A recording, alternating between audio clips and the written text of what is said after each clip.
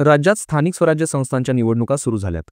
लोकशाहीत पंचायत राज व्यवस्थेच्या मजबूतीसाठी जशा या निवडणुका महत्त्वाच्या मानल्या जातात, तशा त्या राजकीय पक्षांनाही तळागाळापर्यंत आपला पाया विस्तारायला उपयोगी ठरतात. त्यामुळे आता या निवडणुकीच्या निमित्तानं सगळेच राजकीय पक्ष आपापलं बळ वाढवण्यासाठी हरतऱ्हेचे प्रयत्न करतात.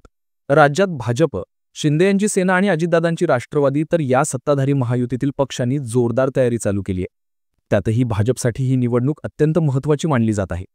कारण स्थानिक स्वराज्य संस्थांच्या पुढच्या निवडणुका 5 वर्षांनी होतील, पण त्याआधी 2029 मध्ये लोकसभा आणि विधानसभांच्या निवडणुका असतील. त्यावेळी या दोन निवडणुकांमध्ये निर्णायक यश मिळवण्यासाठी गाव पातळीपर्यंत सत्ता हातात असणं भाजपला आवश्यक वाटतंय. त्यामुळेच या पक्षानं यावेळच्या नगरपरिषद, नगरपंचायतीच्या आणि दुसऱ्या-तिसऱ्या टप्प्यात होणाऱ्या जिल्हा परिषद तसंच महानगरपालिकांच्या निवडणुकांसाठी मायक्रो प्लॅनिंग केल्याचं सांगितलं जातंय. दुसरीकडे विरोधी पक्षांसोबतच महायुतीतल्या मित्रपक्षांनी सुद्धा या निवडणुकीत भाजपला रोखण्यासाठी प्लॅनिंग केल्याचं बोललं जातंय.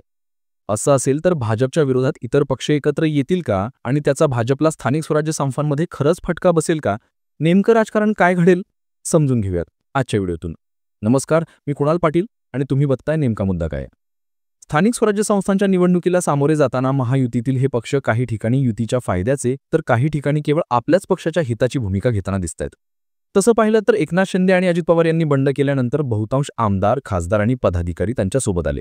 म्हणजे एका अर्थानं पक्षातले हे लोकप्रतिनिधी लोकसभा आणि विधानसभेला आधीच निवडून आलेले होते. त्यामुळे त्या किंवा तेवढ्याच खासदार आणि आमदारांना लोकसभा आणि विधानसभेच्या निवडणुकीत पुन्हा निवडून आणणं हेच श्री आणि पवारांच्या समोरचं आव्हान होतं. लोकसभेला या दोघांनी फारसं यश आलं नाही, पण विधानसभेला शिंद्यांनी 40च्या जागी 57 आमदार निवडून आणले, तर अजितदादांनी जेवढे सोबत आणले तेवढेच म्हणजेच 41 आमदार निवडून आणले. त्यामुळेच या दोन्ही नेत्यांचा आणि त्यांच्या पक्षातल्या कार्यकर्त्यांचा विश्वास हा कमालीचा वाढला.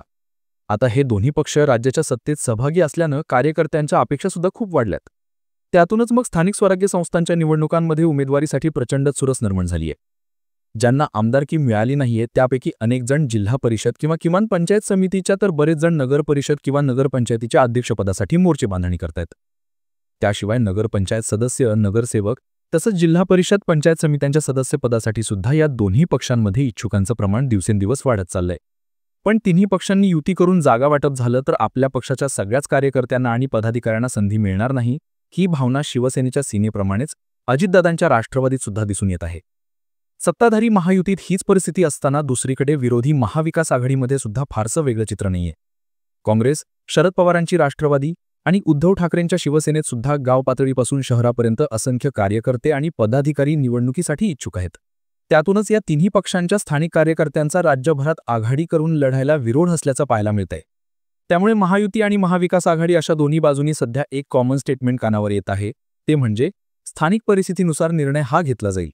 म्हणजे काय तर उद्या महायुती आणि महाविकास आघाडीतील पक्षांनी अनेक ठिकाणी आपापले उमेदवार स्वतंत्रपणे उभे केल्याचं चित्र हे दिसू शकतं. मग अशावेळी कार्यकर्ते आणि पदाधिकाऱ्यांचा खूप दबाव होता, त्यामुळे आम्ही आधीच सांगितल्याप्रमाणे स्थानिक परिस्थितीनुसार हा निर्णय घेतलाय असं सांगायला हे पक्ष मोकळे असतील. त्या परिस्थितीत आपलाच उमेदवार निवडून आणण्यासाठी हे पक्ष आपापला युतीचा धर्म किंवा आघाडी धर्म कुंडीला टांगून ठेवायला मागेपुढे पाहणार नाहीत. एकदा का हे बंधन स्वीकारलं किंवा बहुतांश ठिकाणी एरवी एकमेकांचे कट्टर विरोधक असलेल्या पक्षांनी आणि नेत्यांनी एकमेकांसोबत हात मिळवणी केली आहे असंही चित्र दिसू शकतं.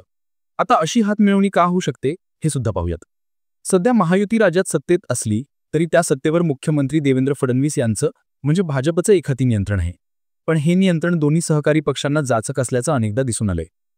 सत्ता हाती असली की भाजप सहकारी पक्षांना मोठं होऊ देत नाही अशी एक धारणा त्यांच्यामध्ये पक्की झालेली आहे. सहकारी पक्षाच्या मंत्र्यांनी घेतलेले निर्णय फिरवणं, या पक्षाच्या नेत्यांना कात्रीत पकडणं, त्यांची प्रकरणं बाहेर काढणं, त्यांच्या मागे चौकशीचा ससेमिरा लावणं असे प्रकार भाजपकडून होत असल्याचे आरोप अनेकदा दबक्या आवाजात होत असतात.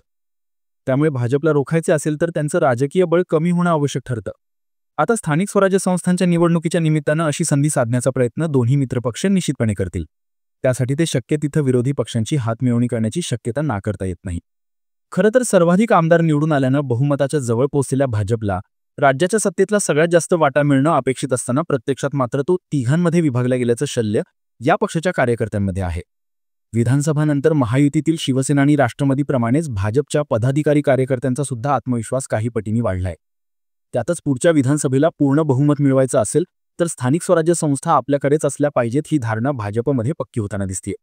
त्यामुळे सध्याच्या निवडणुकांमध्ये आपल्या कार्यकर्त्यांना जास्त संधी मिळावी यासाठी हा पक्षही आग्रही आहे. त्यातूनच महायुतीतील तिन्ही पक्ष मुंबई महानगरपालिकेत स्वतंत्रपणे लढणार असल्याचं भाजपकडून सांगितलं जाते. पण इतर ठिकाणच्या बाबतीत असं काही सांगितलं जात नाहीये. त्यामुळे आता सध्याच्या नगरपंचायती, नगरपरिषदांच्या निवडणुका आणि पुढे होणाऱ्या जिल्हा परिषद, महानगरपालिकांच्या निवडणुकीत सुद्धा भाजपकडून स्थानिक परिस्थितीनुसार निर्णय हा घेतला जाणार आहे. आता हेच पालुपद ऐकवले जाण्याची शक्यता आहे. आता भाजपने अशी भूमिका घेतली तर अर्थातच त्याचा फायदा शिवसेना आणि राष्ट्रवादीला होईल. याशिवाय हीच गोष्ट विरोधी पक्षांच्या सुद्धा पथ्यावर पडू शकते. मग अशा परिस्थितीत शिवसेनेची शिवसेना आणि अजितदादांच्या राष्ट्रवादीची विरोधी पक्षांशी कुठं आणि कशी हातमिळवणी होऊ शकते याचा देखील अंदाज घेऊयात. गेल्या काही दिवसांपासून पुणे आणि बारामती, पिंपरी चिंचवड या ठिकाणी अजित पवार आणि शरद पवारांच्या राष्ट्रवादीची युती होऊ शकते असं सांगितलं जातंय. कारण मुळातच पुणे, सांगली, सातारा, सोलापूर तसंच अहिल्यानगर आणि नाशिक जिल्ह्यात पवार काका पुतण्याची म्हणजे एकसंध राष्ट्रवादीची पूर्वीपासून मोठी ताकद आहे.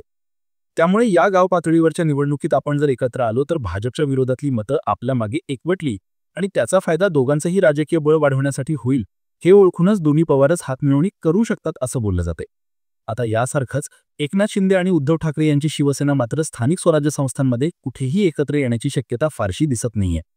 भाजपची जमेल तिथे कोंडी करणं हे या दोन्ही पक्षांचं उद्दिष्ट असेल तरी तसं काही होईल असं वाटत नाहीये. कारण एकमेकांना विरोध करणं आणि काटशह देणं हाच सध्या या दोन्ही पक्षांचा एकमेव अजेंडा आहे. त्यासाठी तळकोकणातील एक उदाहरण महत्त्वाचं ठरतं. सिंधुदुर्गात आणि त्यातही कणकवलीमध्ये नितेश राणे यांच्या विरोधात उद्धव सेनेचे माजी आमदार वैभव नाईक आणि शिंदे सेनेचे माजी आमदार राजन तेली यांनी एकत्र येण्याचा प्रयत्न केला. कणकवली नगरपंचायतीत राणेंनी यांच्या विरोधात शहर विकास आघाडी तयार करण्याचं या दोघांनी ठरवलं. पण 2च दिवसात मुंबईतून दोन्ही पक्षाच्या नेत्यांनी याला विरोध करत हा प्रयत्न हाणून पाडला. त्यामुळे शिंदे सेना आणि उद्धव यांना कुठल्याही रूपात स्थानिक स्वराज्य संस्थांमध्ये एकत्र येण्याची शक्यताही दिसत नाहीये. कारण तसं झालं तर दोन्ही पक्षांना फायद्यापेक्षा तोटाच जास्त होईल हे स्पष्ट होताना दिसतंय. आता शिंदे आणि ठाकरे यांची हात मिळवण्याची शक्यता दिसत नसली तरी उद्धव ठाकरे आणि राज ठाकरे हे मात्र एकत्र आल्याचं दिसतंय. त्यांच्यातल्या राजकीय युतीची अद्याप घोषणा झाली नसली तरी ठाकरे बंधू 20 वर्षांनी एक झाल्यामुळे उद्धव सेना आणि मनसेच्या कार्यकर्त्यांमध्ये उत्साहाचं वातावरण नक्कीच निर्माण झालंय. सध्या तरी हे दोघेही मुंबई महानगरपालिकेसाठी युती करतील असं चित्र दिसतंय. त्याशिवाय मनसेची बऱ्यापैकी ताकद असलेल्या नाशिक, पुणे, छत्रपती संभाजीनगर यांसारख्या ठिकाणी सुद्धा त्यांच्यात युती होऊ शकते. उद्धव ठाकरेंचं संयमी नेतृत्व आणि राज ठाकरेंची आक्रमकता हे युनिक कॉम्बिनेशन मानलं जात असल्यानं मुंबईप्रमाणेच एकूणच राज्यातल्या मराठी मतदारांमध्ये एक अनुकूल परसेप्शन तयार होऊ शकतं आणि त्याचा फायदा होऊन या दोन्ही पक्षांना नवसंजीवही मिळू शकते. अशातच आता आणखी एका युतीची चर्चा जोरदार होतीये. ती म्हणजे काँग्रेस आणि वंचित बहुजन आघाडीच्या एकत्र येण्याची. खरं तर काँग्रेस सध्या महाविकास आघाडीत असली तरी ती मुंबईमध्ये सोबळाची आणि इतरत्र सोयीची भूमिका घेताना दिसते.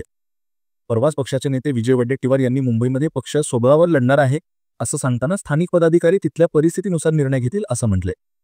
त्याच दिवशी काँग्रेसने नाशिकमध्ये मनसेशी घरोबा केल्याच्या बातम्या आल्या आणि ही बातमी शिळी व्हायच्या आतच दोन्ही पक्षांचा काडीमोड झाला. आता काँग्रेसने ॲडव्होकेट प्रकाश आंबेडकरांच्या वंचित बहुजन आघाडीची युती होणार असल्याची बातमी येते. हा पर्याय या दोन्ही पक्षांसाठी काही प्रमाणात फायद्याचा ठरू शकतो असं बोललं जात आहे. कारण दलित आणि अल्पसंख्याकांची मतं या दोघांची वोट बँक आहे. त्यामुळे हे दोन्ही पक्ष एकत्र आले तर जिथं दलित आणि अल्पसंख्याक मतं जास्त आहेत, विशेष करून मुंबईसारख्या महानगरात या मतांचं विभाजन टळेल. त्याचा फायदा या दोन्ही पक्षांना होऊ शकतो. पण काँग्रेसचा हा पर्याय महाविकास आघाडीतील इतर पक्ष स्वीकारतात का? आणि जर त्यांनी हा पर्याय स्वीकारला नाही तर काँग्रेस वंचितला सोबत घेऊन स्वतंत्रपणे स्थानिक स्वराज्य संस्थांच्या निवडणुका लढणार का हे पाहावं लागेल. आता येतो यातला सगळ्यात शेवटचा मुद्दा. पवार ब्रँड म्हणजे दोन्ही पवार आणि ठाकरे ब्रँड म्हणजे दोन्ही ठाकरेंची कुठे उघड तर कुठे युती झाली. तर शिवसेनेच्या शिवसेनेने सुद्धा विरोधी पक्षांची तशी हातमिळवणी केली. तसंच काँग्रेस आणि वंचित हे समीकरण सुद्धा जुळून आलं तर नेमकं काय होईल? खरं तर राजकारणात कधीही कुठली शक्यता नाकारता येत नाही. इथं तर तशा हालचाली सुद्धा सुरू झाल्यात. मग आपलं नेमकं काय होईल? तर या सगळ्याचा एकत्रित परिणाम एकच होऊ शकतो.